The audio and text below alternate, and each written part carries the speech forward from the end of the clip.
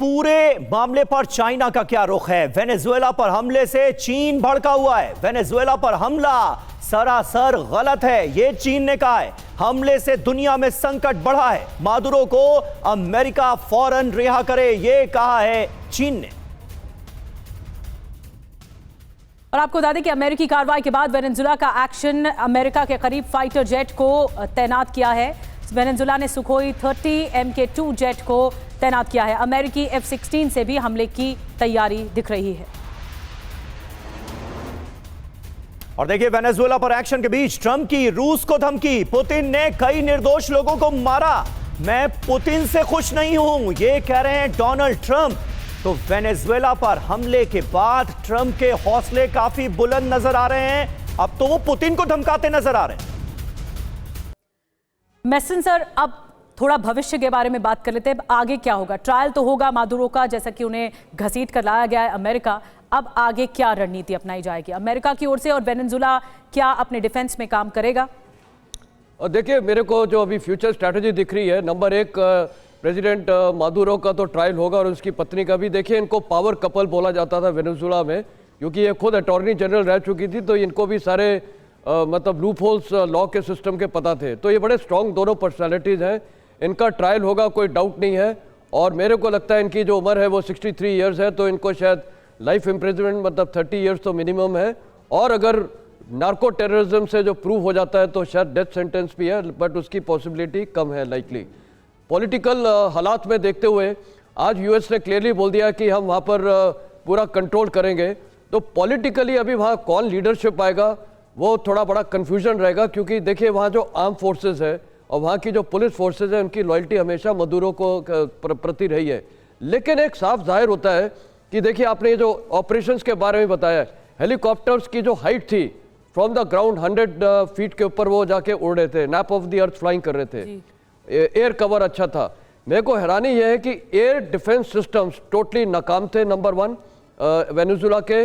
Number 2, जो उनकी security forces diploid थी वहाँ प्रेसिडेंशियल पैलेस में, जो इनकी हाइड आउट था, उनका कोई मेरे को एक्शन दिखता नज़र नहीं आया है।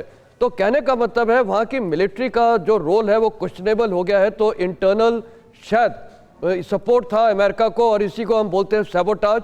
हो सकता है कई पहले सबवर्शन और सैबोटाज के जरिए वहां के लोगों को खरीदा गया है, तो इसीलिए उन्होंने वहां पर कोई मिलिट्री एक्शन नहीं किया है। ये बात तो बिल्कुल सही है सर। मेस्टन सर, जिस बात का आपने जिक्र किया है, दुनिया ये जानकर वाकई चौंक गई है, हैरान हो गई है कि वेनेजुएला के अंदर घुसकर अमेरिका इतना बड़ा ऑपरेशन अंजाम देता है। उनके प्रेसिडेंट को, उनकी पत्नी को उनके बेडरूम से घसीट कर ले जाया जाता है और कोई प्रतिरोध नहीं होता है। डिफेंस फोर्सेस वेनेजुएला की क्या कर रही थी, यह भी एक अहम सवाल है। वेनेजुएला से अमेरिकी हमले की तस्वीर सामने आई है। अमेरिकी हमले से हुई तबाही साफ नजर आ रही है। वेनेजुएला का डिफेंस सिस्टम ध्वस्त कर दिया गया। यह तस्वीरें आपको दिखा रहे हैं। बक M2E को कैसे नष्ट किया गया, डिफेंस सिस्टम को खाक करके अमेरिकी फोर्सेस ने बड़े हमले को अंजाम दिया। यह देखिए। और आपको बता दें, कैराकास में हुई थी भीषण जंग। वेनेजुएला की फोर्स ने हेलीकॉप्टर पर दागी थी मिसाइल। कैराकास में भीषण जंग, गोलीबारी हुई और आमने सामने की भी जंग हुई। जो वेनेजुएला की फोर्स है वो भी लड़ती हुई दिखाई दी। और वेनेजुएला पर हुए हमले में कई अमेरिकी सैनिकों के घायल होने की खबर सामने आ रही है। अमेरिकी हेलीकॉप्टर्स ने रॉकेट दागे, एक हेलीकॉप्टर को नुकसान पहुंचा। किसी अमेरिकी सैनिक की मौत नहीं हुई है, यह अमेरिका की तरफ से दावा किया गया है इस ऑपरेशन के बाद। और आपको बता दें कि अमेरिकी कार्रवाई के खिलाफ जर्मनी में प्रदर्शन हो रहा है। जर्मनी की राजधानी बर्लिन में अमेरिका के खिलाफ जबरदस्त प्रदर्शन हो रहा है। बर्लिन में अमेरिकी दूतावास के बाहर अमेरिकी झंडे को देखिए इस तरह से जलाया जा रहा है।